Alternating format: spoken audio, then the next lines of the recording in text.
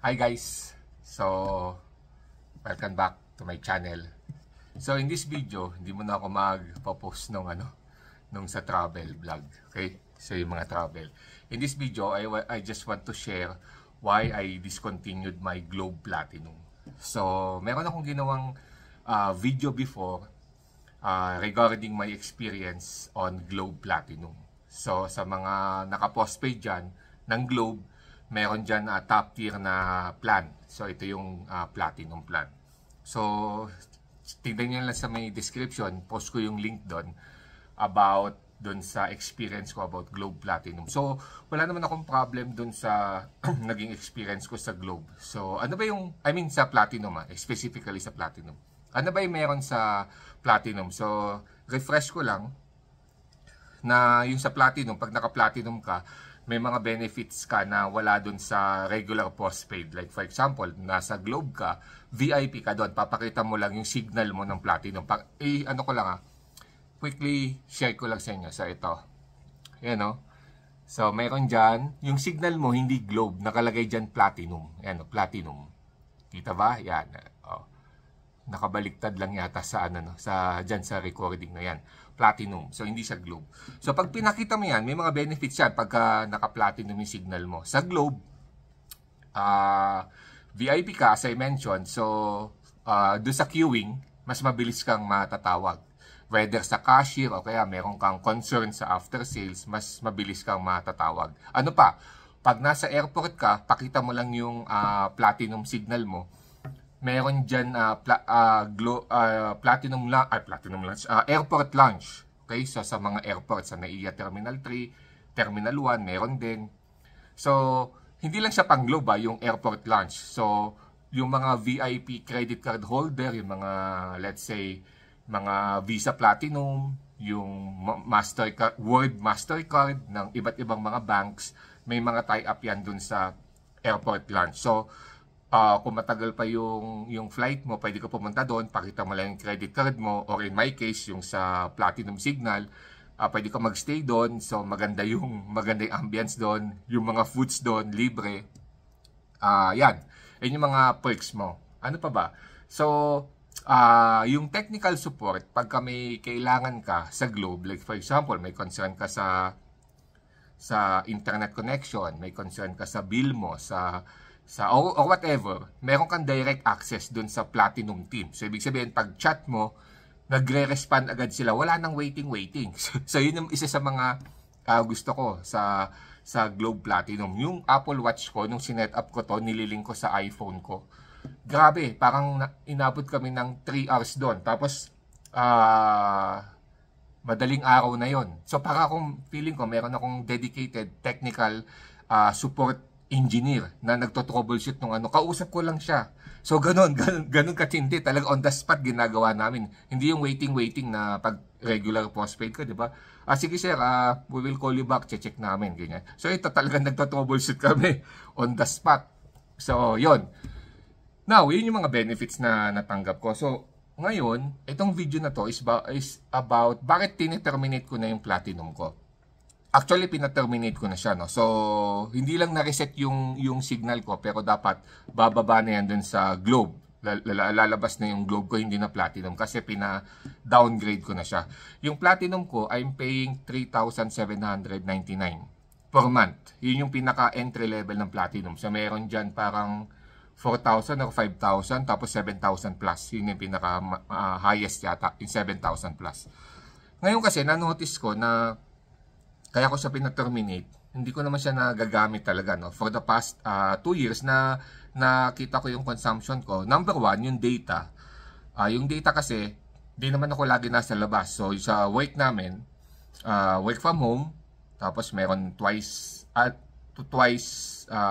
per week nasa office. So, nakakonect kami sa wifi, sa internet. So, lumalabas lang ako usually pag holiday o kaya pag weekend. So, minsan pag weekend, di pa ako lumalabas. So, yung data, hindi ko naman siya na ma-max out talaga, nagagamit. Actually, yung plan ko na di ba pina-downgrade ko nga to. So, from Platinum na 3,799, dinowngrade ko siya sa pinakamababang plan ng Globe, which is yung 799 799. So, parang nawala yung 3,000, 799 na lang. So, yan. Ano ba yung 799? Meron daw akong 5 gig. 5 gig yata. Tama ba? 5 gig?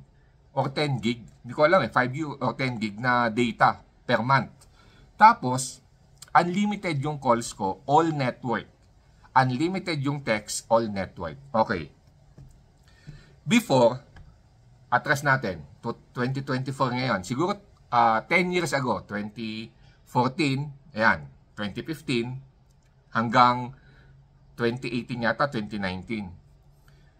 Pag naka-platinum ka nun, medyo gamit na gamit mo, lalo na kung madalas ka tumawag. Kasi, sa regular plans ng Globe, yung mga unlimited text, unlimited call to all network, hindi pa available sa lower plans ng Globe. So, pag naka-platinum ka, doon pa lang nagsisimula yung mga unlimited. Yung data mo, unlimited. Although sa platinum, nakakap ka sa 60 gigabytes, pero magagamit mo pa rin naman siya kahit umabot ka doon. So, yon. Second, yung unlimited text, nandun din lang siya sa higher plan ng Globe, which is yung platinum. Unlimited text. Pag nasa mababang plan ka, walang unlimited. Ngayon, kahit yung pinakamababang plan mo, ito nga, 799. Unlimited call na ako, unlimited text pa. To all networks, ha.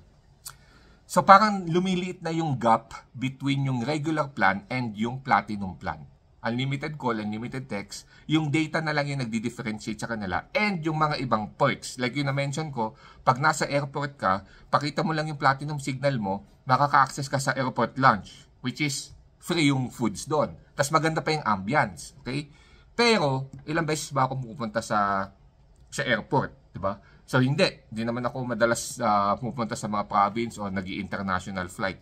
But, pag ikaw yan, let's say 4 times ka or 5 times or more na nagta-travel via plane, dyan sa pumunta ka sa NAIA or sa ibang airport sa provinces, yan, pwede mo magamit yan, yung sa platinum. Ako, hindi naman ako madalas mag-travel, so hindi ko na ma-maximize yun. Second, yung na-mention ko na VIP ka sa Globe, inisip ko, ilang beses ba ako pumunta sa Globe na kailangan ko talaga ng immediate support agad-agad. So, wala naman, di ba? So, yun. Inisip ko na yung data ko din, na minsan ko lang din naman siya gamitin kasi connected ako lagi sa Wi-Fi, hindi ko rin na ma-max out yung plan ko. So, ngayon, dahil natapos na yung 2 years ko sa Globe, dinowngrade ko siya.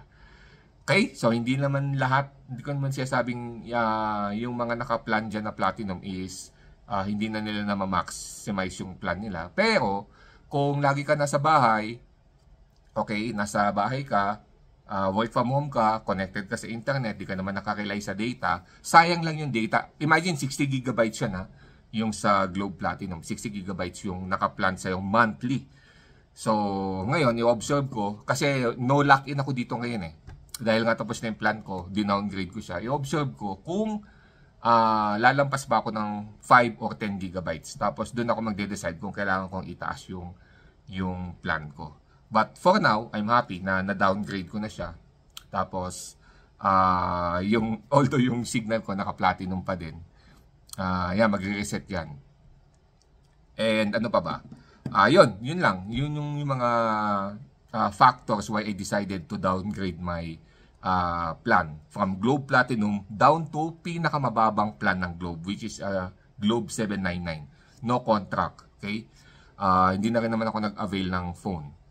Yan. So, kasi nga, lumiliit na yung gap Yung Prestige na lang siguro, no? Kasi pag naka-platinum ka, VIP customer siya ng Globe talaga.